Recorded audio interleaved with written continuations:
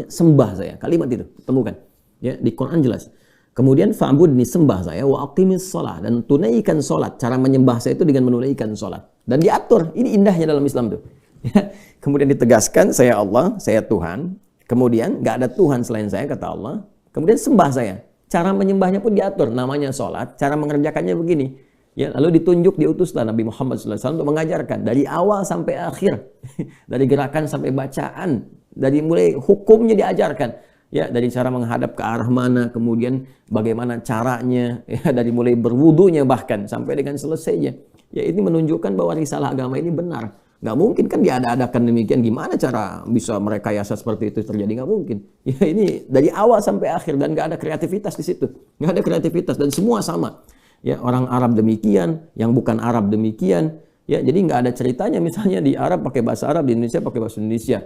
Ya, di Indonesia, di Sumatera pakai bahasa Sumatera misalnya, atau di Jawa pakai bahasa Jawa. Tidak. Ya, Quran mau dimanapun pakai bahasa Arab. Salat dengan cara yang sama, menghadap tempat yang sama. Tapi terkait dengan pertanyaan ini, teruskan ayatnya. Wa aqimis sholata lidzikri. Tunaikan salat kepadaku, kan, sebagai zikir. Jadi salat itu disebut dengan zikir. Berdoa juga zikir. Ya, doa juga zikir. Quran surah ke-7 ayat 205. Wadhkur rabbaka fi nafsika tadarruan wa khifatan wa dunal jahri minal qaul, dan berzikirlah, berdoalah maksudnya. Zikir ini doa. Ya, berdoalah, mohon dengan sepenuh jiwamu, dengan ketenangan, gitu kan, mintakan kepada Allah dengan penuh ketenangan. Dan mohon dengan kekhusyuan, mohon dengan penuh harap supaya dikabulkan. Nah, silakan cek, bukankah saat berdoa itu ada ketenangan? Anda punya masalah, alih-alih Anda curhat di media sosial, gitu kan? Nah, kemudian Anda arahkan untuk berdoa dengan cara yang benar, Anda ke kiblat, wudu, minta dengan khusyuk. Bukankah saat berdoa tenang? Ya kan? Bukankah saat sholat itu Anda lebih tenang? Ya kan? Bukankah saat Anda baca Quran lebih tenang? Nah, baca Quran itu disebut dengan zikir, karena Qurannya disebut zikir. Quran surah ke-15 ayat 9. Inna nahnu nazzalna dzikra wa inna lahu lahafidhun. Kami telah turunkan Al-Quran sebagai zikir. Nah, Anda itu kalau baca Quran kan lebih tenang. Apalagi kadang terjadi begini, sedang punya masalah, terus kita buka mushaf, random acak tuh dibuka begini, tiba-tiba ayatnya sesuai dengan masalah kita gitu. Nah, baru baca aja udah tenang keadaan jiwanya.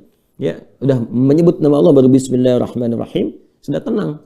Ya, Quran surah ke-8 ayat kedua, innamal mu'minuna alladzina idza dzukirallahu wajilat qulubuhum wa idza tuliyat 'alaihim ayatuhu zadatuhum imanan wa 'ala rabbihim yatawakkalun. Ciri orang beriman itu kalau disebutkan nama Allah ada getaran, konfirmasi di jiwanya, dan kalau dibacakan kepada ayat-ayat Allah bertambah keimanan. Iman itu kan sumber ketenangan.